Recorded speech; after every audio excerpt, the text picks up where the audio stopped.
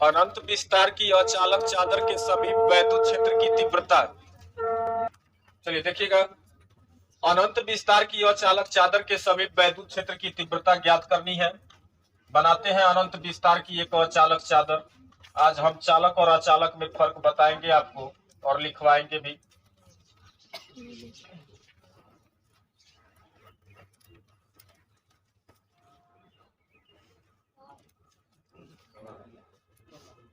ये अनंत विस्तार की एक अचालक चादर है।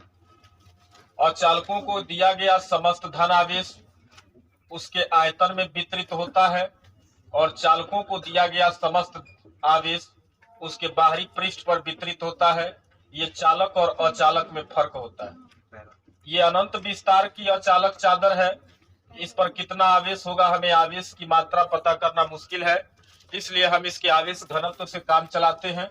और इसका आवेश घनत्व मैं मान के चलता हूं कि चादर का आवेश घनत्व सिग्मा है। लिख लेते हैं इसको बगल में। ये आवेश घनत्व है। ध्यान से बात समझिएगा। हमें इस चादर के समीप किसी बिंदु पर वैद्युत क्षेत्र की तीव्रता ज्ञात करनी है। चादर के निकट है। जिस बिंदु पर वैद्युत क्षेत्र की तीव्रता ज्ञात करनी है उससे होकर गुजरने वाला एक काल्पनिक गॉसियन पृष्ठ यानी कि एक काल्पनिक गॉसियन बेलन की कल्पना करेंगे।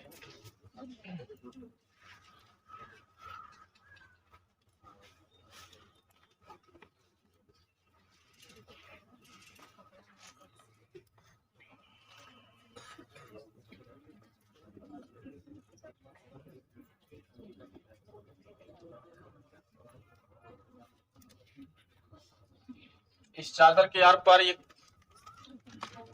लिख लेते हैं इसको। ये काल्पनिक गॉसियन पृष्ठ है जो बेलनाकार लिया गया है। मैं मान लेता हूं कि चादर से आर दूरी पर यहाँ कोई पॉइंट है P और इस पर हमको वैद्युत क्षेत्र की तीव्रता ज्ञात करनी है। इस चादर को जो आवेश दिया गया था वो आवेश न देकर के इसका आवेश घनत्व तो सिग्मा दिया गया है। ये अनंत विस्तार की है, मतलब हम आपको बताएं कि ये वाला पार्ट भी इनफाइनाइट पर जाएगा, ये ऊपर वाला पार्ट भी इनफाइनाइट पर, ये नीचे वाला इनफाइनाइट पर, इधर वाला ये पार्ट भी इनफाइनाइट पर ही जाएगा। और हमें इसके नजदीक किसी बिंदु पर वैद्युत क्षेत्र की तीव्रता ज्ञात करनी है। जिस बिंदु पर वैद्युत क्षेत्र की तीव्रता ज्ञात करनी है उसके आर पार हम एक बेलन की कल्पना की है जिसको हम काल्पनिक गॉसियन पृष्ठ कहेंगे। मैं मान लेता हूं कि इस बेलन के एक सिरे का क्षेत्रफल यहाँ कैपिटल ए है, यानी कि ये समान मोटाई का बेलन है, तो प्रत्येक पॉइंट पर इसका क्षेत्रफल क्या होगा, ए होगा। देखा जाए तो इस बेलन के अंदर कुछ धन आवेश इकट्ठा है। इस धन आवेश के कारण इस बेलन से होकर गुजरने वाला कुछ वैद्युत फ्लक्स गुजरेगा। वैद्युत फ्लक्स निकालने के लिए हम क्या करेंगे, इसके सिरे पर पहले एक छोटा सा क्षेत्रफल लेते हैं, क्षेत्रफल डीए, और इसका क्षेत्रफल सदिश इस समतल के अभिलंबवत बाहर की ओर होगा डीए। अगर इस बेलन के अंदर धन आवेश इकट्ठा है, धन आवेश है यहाँ, तो धन आवेश से वैद्युत बल रेखाएं उससे दूर निकलती, यानी कि वैद्युत क्षेत्र की तीव्रता की दिशा धन आवेश से दूर होगी।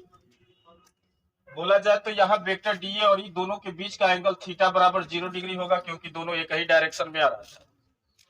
अगर आप बेलन के वक्र पृष्ठ पर एक छोटा सा क्षेत्रफल लेते हैं तो इस क्षेत्रफल का क्षेत्रफल सदिश लिखेंगे, तो इसके अभिलंबवत आप रेखा खींचेंगे, वही उसके क्षेत्रफल सदिश को प्रदर्शित करेगा। और धन आवेश के कारण इस पॉइंट पर इस क्षेत्रफल के समीप या इस क्षेत्रफल पर जहाँ क्षेत्रफल लिए हैं यहाँ धन आवेश से वैद्युत क्षेत्र की तीव्रता की दिशा उससे दूर होगी। इन दोनों के बीच का एंगल 90 डिग्री बनेगा, यानी कि बेलन के वक्र पृष्ठ से कोई भी वैद्युत फ्लक्स नहीं गुजरेगा। जो भी वैद्युत फ्लक्स गुजरेगा वो सिर्फ बेलन के सिरे से होकर के गुजरेगा। अगर उधर आप लिए हैं तो इधर भी हम सेम कंडीशन, छोटा सा क्षेत्रफल लेंगे तो इसका क्षेत्रफल सदिश डीए, उसके अभिलंबवत बाहर की ओर।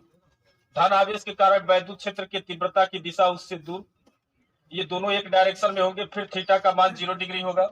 यहाँ भी आप बेलन के वक्र पृष्ठ पर कोई क्षेत्रफल सदिश लेंगे तो इसके अभिलंबवत आप रेखा खींचेंगे तो वही क्षेत्रफल सदिश होगा, और यहाँ भी वैद्युत क्षेत्र की तीव्रता की दिशा उससे दूर होगी। यहाँ भी एंगल 90 डिग्री ही बनेगा। ठीक। जब इसके आर पार बेलन की कल्पना की गई है तो सिर्फ बेलन के सिरे से ही वैद्युत बल रेखाएं निकलेंगी, और जब किसी पृष्ठ से वैद्युत बल रेखाएं बाहर निकलती है उसी को वैद्युत फ्लक्स कहते हैं। कोई भी वैद्युत बल रेखा इस बेलन के वक्र पृष्ठ से होकर के बाहर नहीं निकलेगी।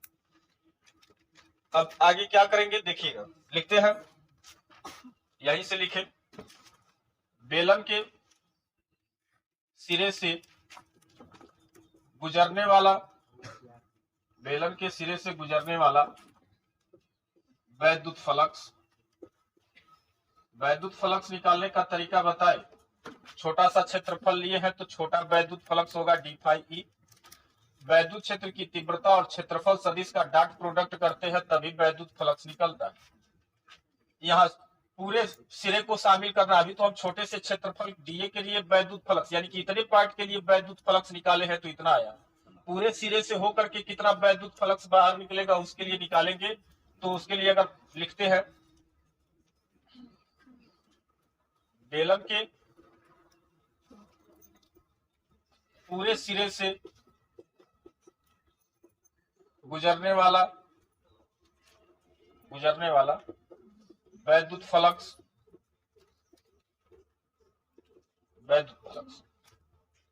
फाई ई मान के चलते हैं। और आपको पता है कि जब डीए के लिए पता है तो समाकलन करेंगे तो डीए मिलकर के पूरा इसका क्षेत्रफल कवर करेगा। तो समाकलन लगाएंगे, समाकलन का मतलब होगा योग करना, vector E dot DA, dot product तोड़ेंगे तो ये ई डीए कॉस थीटा होगा, लेकिन कॉस थीटा की जगह पर हम डायरेक्ट 0 डिग्री रखेंगे क्योंकि थीटा का मान हमको पता था 0, और कॉस 0 का मान 1 है। इस पॉइंट पर वैद्युत क्षेत्र की तीव्रता एक समान होगी, ई कांस्टेंट होगा, सिर्फ डीए बचेगा, और डीए ऐड करेंगे तो पूरे बेलन के सिरे का क्षेत्रफल होगा, और वो क्षेत्रफल किसके बराबर होगा, ए के बराबर होगा, यानी कि बेलन के एक सिरे से गुजरने वाला वैद्युत फ्लक्स फाई ई बराबर ई होगा। ठीक, इसी प्रकार बेलन के दूसरे सिरे से, बेलन के दूसरे सिरे से गुजरने वाला वैद्युत फ्लक्स डायरेक्ट लिखेंगे फाई ई बराबर, सेम कंडीशन यहां भी रिपीट हो रहा है तो फाई ई बराबर ई इंटू ए यहां भी होगा। इसके बाद लिखते हैं बेलन के वक्र पृष्ठ से गुजरने वाला वैद्युत फ्लक्स कितना होगा, उसको अगर हम डी फाई ई मान के चलते हैं छोटे से क्षेत्रफल के लिए तो ये वेक्टर ई डॉट डीए होगा। यहाँ डॉट प्रोडक्ट तोड़ेंगे तो ई डीए कॉस थीटा की जगह पर यहाँ 90, यानी कि डी फाई ई बराबर क्या हो जाएगा, 0 हो जाएगा। cos 90 का मान 0, 0 के साथ कुछ भी मल्टीप्लाई करेंगे 0। बेलन के वक्र पृष्ठ से कोई वैद्युत फ्लक्स नहीं गुजरेगा, केवल बेलन के सिरों से वैद्युत फ्लक्स गुजर रहा है।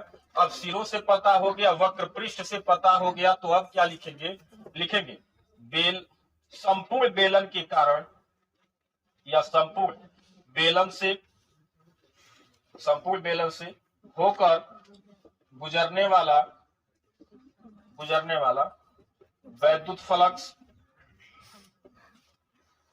फ्लक्स फाई ई बराबर एक सिरे के लिए ईए, दूसरे के लिए भी ईए, और वक्र पृष्ठ के लिए टोटल ऐड करेंगे तो फाई ई बराबर 2EA होगा। इसको इक्वेशन नंबर 1 बना दें। उसके बाद ये तो वेक्टर ई डॉट डीए से हम वैद्युत फ्लक्स निकाले हैं। इसके बाद हम गॉस का प्रमेय भी लगाएंगे और लिखेंगे गॉस के प्रमेय से इस बेलन के अंदर कुछ धन आवेश आ रहा था, कितना धन आवेश है उसका चार्ज कितना हमको पता नहीं, थोड़े समय के लिए हम क्यू मान के चलेंगे और गॉस का प्रमेय लगाएंगे तो किसी बंद पृष्ठ से, ये बेलन एक प्रकार से बंद पृष्ठ बन रहा था और इसके अंदर कितना आवेश था, क्यू आवेश था, तो इस बंद पृष्ठ से होकर गुजरने वाला वैद्युत फ्लक्स उस आवेश का कितना गुना, 1/ε0 गुना होता है, यानी कि Q/ε0 होगा। ये तो हम मान के चले हैं कि बेलन के अंदर क्यू आवेश है, वास्तव में इस बेलन के अंदर कितना आवेश था हमको पता नहीं है, निकालते हैं। आवेश घनत्व तो दिया है तो लिखते हैं, परंतु हमें पता है कि सिग्मा बराबर Q/A होता है। अगर Q का मान निकालेंगे तो सिग्मा इंटू ए निकालेंगे। मतलब हम आपको बताए थे कि अगर इस बेलन के सिरे का क्षेत्रफल a है तो a क्षेत्रफल के अंदर, ठीक ना, अगर इस पृष्ठ का आवेश घनत्व पता है और क्षेत्रफल का मान पता है, दोनों का मल्टीप्लाई कर देंगे तो इस क्षेत्रफल के अंदर कितना आवेश होगा उसका मान पता चल जाएगा। अगर हम बताए थे आपसे कि अगर इस क्षेत्रफल को 2 गुना कर देंगे, a से 2a कर देंगे, तब कितना आवेश होगा, तो आप भी यहाँ a की जगह पर क्या लिखेंगे, 2a लिखेंगे और सिग्मा से मल्टीप्लाई करेंगे तो पता चल जाएगा कि इस बेलन के अंदर कितना आवेश है। कोई जरूरी नहीं है कि हम बढ़ा सकते हैं, घटा भी सकते हैं। अगर बेलन के क्षेत्रफल को आधा कर देंगे, a/2 कर देंगे, तब उसके अंदर कितना आवेश होगा, तो आप क्या करेंगे, यहाँ क्षेत्रफल जो a लिखे हैं इसकी जगह पर a/2 लिख देंगे, तब उस a/2 के अंदर कितना आवेश होगा उसका मान पता चल जाएगा। लेकिन इसमें पता क्या होना चाहिए, तो इसका आवेश घनत्व तो सिग्मा पता होना चाहिए। तो पहले दे रखा था कि इसका आवेश घनत्व तो कितना है, सिग्मा है। आवेश क्यों नहीं दिया था, तो जवाब क्या देंगे, कहेंगे अनंत विस्तार की चादर थी, इसको हम कितना आवेश देंगे, ये बता पाना मुश्किल है क्योंकि उसका विस्तार ही अनंत है। आ रही बात समझ में। तो हम तब उस स्थिति में आवेश न देकर के क्या दिया जाता है, आवेश घनत्व तो दिया जाता है।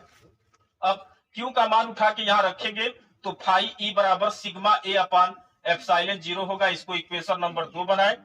समीकरण 1 और 2 दोनों वैद्युत फ्लक्स का मान निकाले हैं। फर्क क्या है, दोनों तरीका अलग अलग है लेकिन मान तो एक ही है। अब लिखेंगे समीकरण 1 व समीकरण 2 से, समीकरण 1 व समीकरण 2 से जब लेफ्ट वाला साइड बराबर है तो राइट वाले को भी बराबर होना पड़ेगा।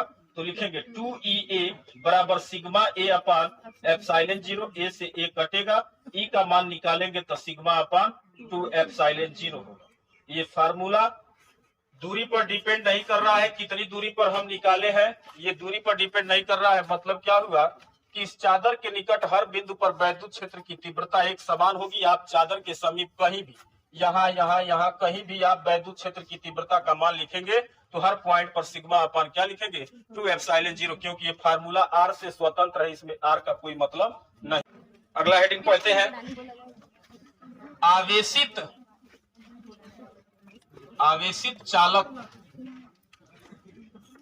बात न करें, आवेशित चालक के ठीक बाहर वैद्युत क्षेत्र की तीव्रता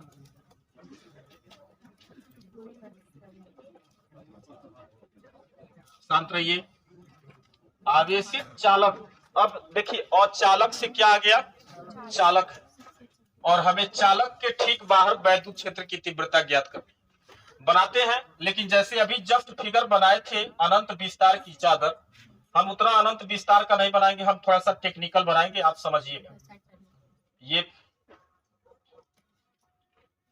अनंत विस्तार की मतलब, अगर ये चादर आपको दिख रही है तो चादर को हम ऐसे नहीं बोर्ड पे बनाए हैं, बोर्ड पे हम ऐसे बनाए हैं कि इसका टोटल पार्ट क्या है, बोर्ड के अंदर है, सिर्फ ये टॉप व्यू आप देख रहे हैं। आ रही बात समझ में। और ये वाला पृष्ठ जो है इसका ऊपरी सिरा किधर जा रहा है, अनंत की ओर जा रहा है, और ये भी किधर जा रहा है, अनंत की ओर। ये बाहर से किधर जा रहा था, अनंत की ओर, और ये अंदर ही अंदर से किधर जा रहा था, अनंत की ओर। यानी कि अनंत विस्तार की ये क्या है, एक चालक चादर है, ठीक ना। और सुनिएगा, ये इसका क्या दिखाई दे रहा है, ये वाला पार्ट क्या है, इसका थिकनेस है क्या, इसकी मोटाई है, ठीक ना। यानी कि हम सिर्फ टॉप व्यू आपको दिखा रहे हैं, पूरा चादर नहीं बना है। और ये क्या था, और चालक नहीं है, ये क्या है, चालक है। और अभी हम आपको बताए कि चालकों को दिया गया समस्त आवेश उसके बाहरी सतह पर एक समान रूप से वितरित होता है, बाहरी सतह पर वितरित होता है। अब सुनिएगा, अगर यही और चालक रहता तो क्या ये बाहरी सतह पर आवेश का वितरण होता, क्या नहीं, ये समस्त आवेश कहां वितरित हो जाता, अंदर की ओर वितरित होता है। सही है, ठीक। यानी कि देखा जाए तो ये चालक चादर, शांत रहिए, ये चालक चादर दो पार्ट में दिख रहा है। यानी कि इधर वाले पार्ट को हम प्लेट 1 की तरह माने और दूसरे वाले साइड को प्लेट 2 की तरह माने। इसका आवेश घनत्व भी सिग्मा है और इसका आवेश घनत्व भी क्या है, सिग्मा है। हमें इस चालक के ठीक बाहर किसी बिंदु P पर वैद्युत क्षेत्र की तीव्रता ज्ञात करनी है। ध्यान से समझिएगा, इस बिंदु पर वैद्युत क्षेत्र की तीव्रता ज्ञात करनी है। ये अनंत विस्तार की चालक चादर है और चालकों को दिया गया समस्त आवेश उसके बाहरी पृष्ठ पर वितरित होता है, बाहरी पृष्ठ पर वितरित है। अगर इसमें से सिर्फ एक वाले पार्ट को देखिए, यानी कि किसी एक लेयर को हटा दीजिए, आप सिर्फ एक लेयर, एक परत देखिए, तो जब आप एक परत देखेंगे तो आपको लगेगा कि ये अचालक चादर की तरह व्यवहार कर रहा है। नहीं समझ में आ रहा है। अगर सुनिएगा, यहाँ कॉपी पर ध्यान दीजिए, अगर ये थिकनेस था, अगर ये अचालक था तो केवल इस थिकनेस में क्या भरा हुआ था, आवेश भरेगा।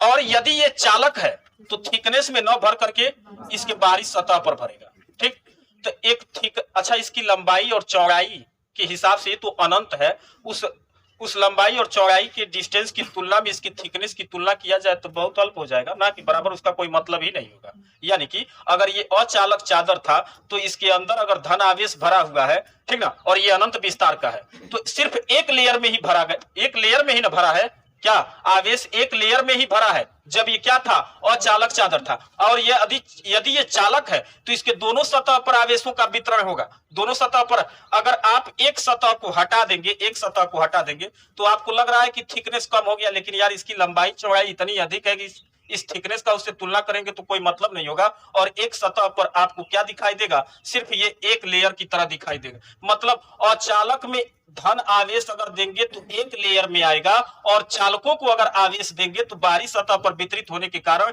ये दोनों पार्ट दो लेयर की तरह, यानी कि दो अचालक प्लेट की तरह व्यवहार करेगा। तो एक परत एक अचालक प्लेट की तरह व्यवहार करेगा। और देखिएगा ये धन आवेश था इस वाले परत के लिए, पहले वाले परत के लिए लिख रहे हैं, पहले वाले परत के लिए ये देखिए, ये पहला परत एक अचालक प्लेट की तरह व्यवहार करेगा, दूसरा प्लेट दूसरे अचालक प्लेट की तरह व्यवहार करेगा।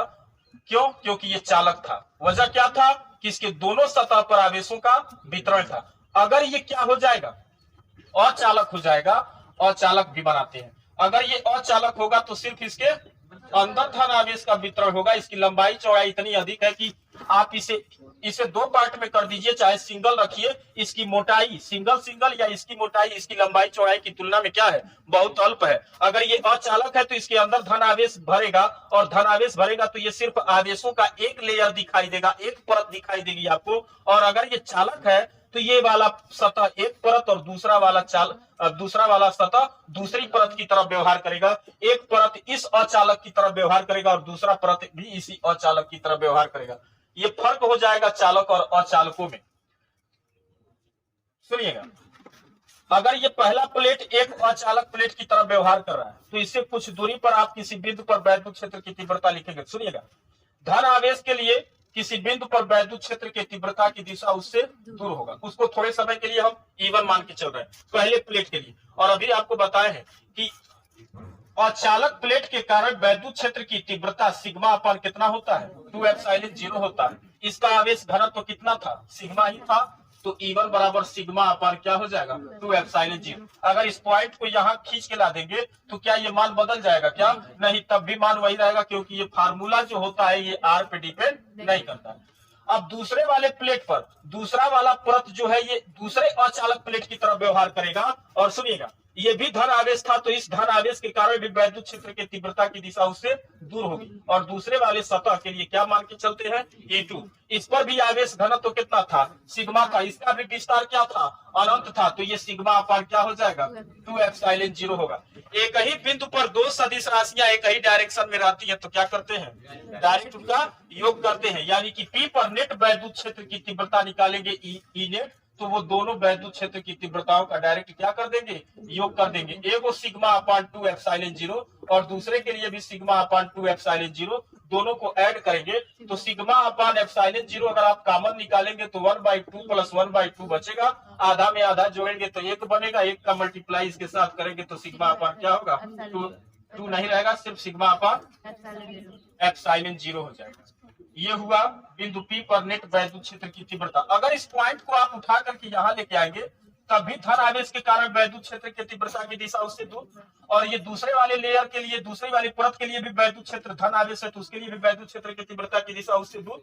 दोनों का मान सिग्मा अपान 2ε0, फिर दोनों सदिश राशियां एक ही डायरेक्शन में, दोनों को जोड़ेंगे। यानी कि इस चादर के निकट आप इन बिंदुओं पर कहीं वैद्युत क्षेत्र की तीव्रता लिखेंगे। अगर ये चालक था तब वैद्युत क्षेत्र की तीव्रता सिग्मा अपान ε0 होगी, अगर ये अचालक होगा तो सिग्मा अपान क्या हो जाएगा, 2ε0 हो जाएगा। बात समझ में आ रहा है। यानी कि ये था अचालक चादर के निकट वैद्युत क्षेत्र की तीव्रता। अगर इसी फार्मूले से आप दो को सिर्फ हटा देंगे तो ये तुरंत किसके लिए कन्वर्ट हो जाएगा, चालक के लिए, ठीक ना। तो ये याद रखने का तरीका है, दो लगाएंगे तो अचालक, दो हटा देंगे तो चालक हो जाएगा।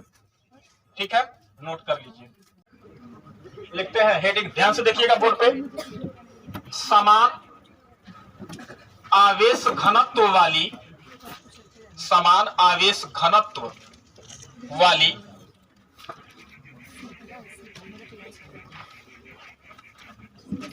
घन आवेश तथा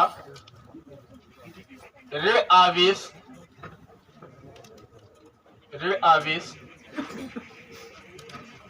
से आवेशित, बात न करें, से आवेशित अचालक चादर के अंदर व बाहर वैद्युत क्षेत्र की तीव्रता,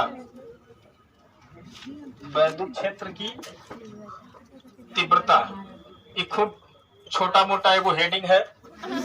समान आवेश घनत्व वाली धन आवेश तथा ऋण आवेश से आवेशित अचालक चादर के अंदर व बाहर वैद्युत क्षेत्र की तीव्रता।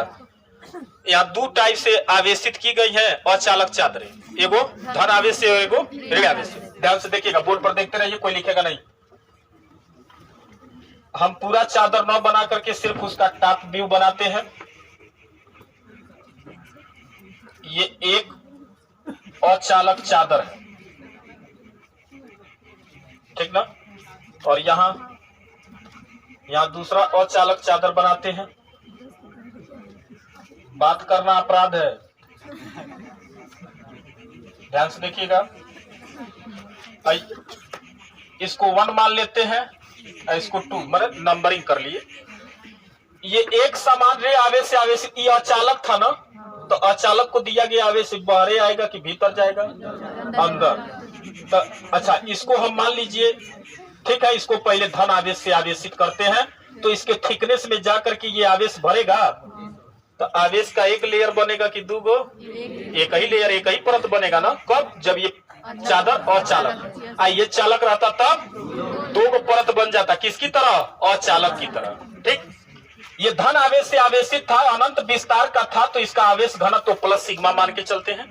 तो एगो तो धन आवेश हो गया, एगो समान घनत्व पहले ही लिखा गया, यानी कि दूसरकों का आवेश घनत्व क्या होगा?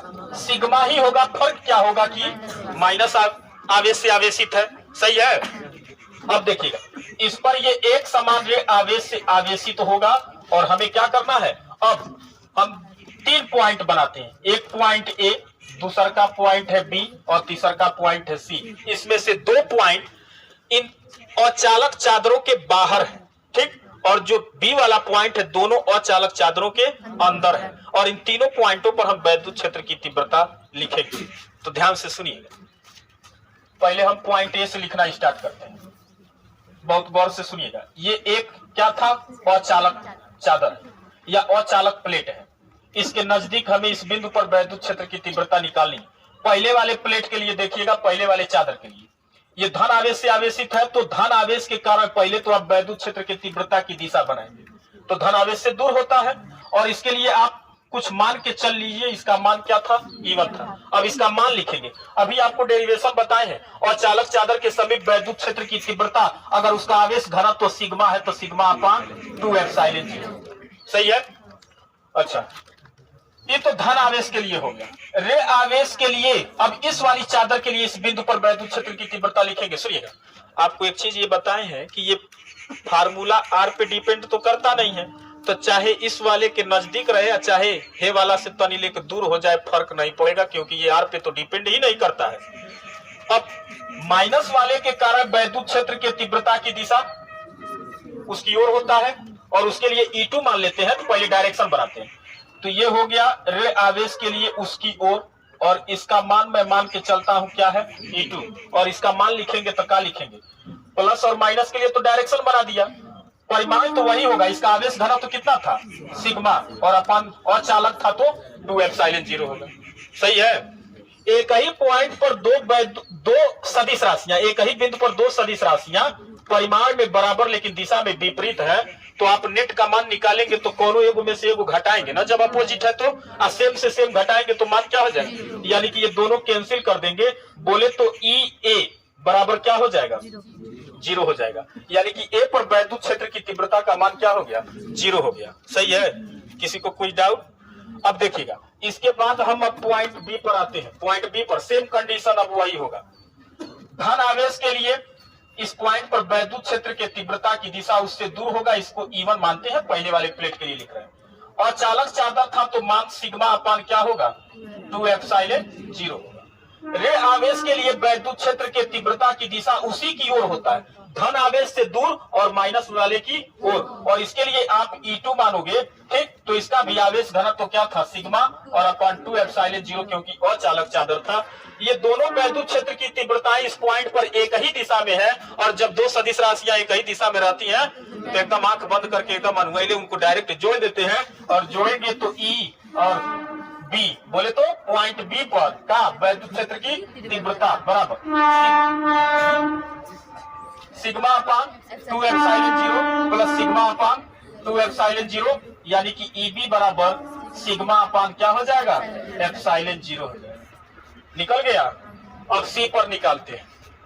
सी पर पहले वाले प्लेट के लिए धन आवेश था, धन आवेश के लिए इस पॉइंट पर वैद्युत क्षेत्र के तीव्रता की दिशा उससे दूर, पहले वाले के लिए E1 मान क्या होगा, तो वो अब बहुत समझदार हो गए आप, सिग्मा अपान 2 एप्सिलॉन।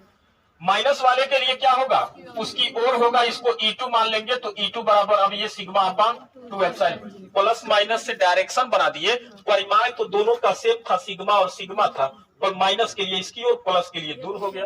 अब फिर क्या हो गया, इस पॉइंट पर दोनों वैद्युत क्षेत्र की तीव्रताएं क्या है, समान है और विपरीत दिशा में है, कोनो एगो से एगो घटाएंगे तो मान क्या हो जाएगा, फिर ये दोनों एक दूसरे को कैंसिल करेंगे, यानी कि E और C, EC बराबर 0।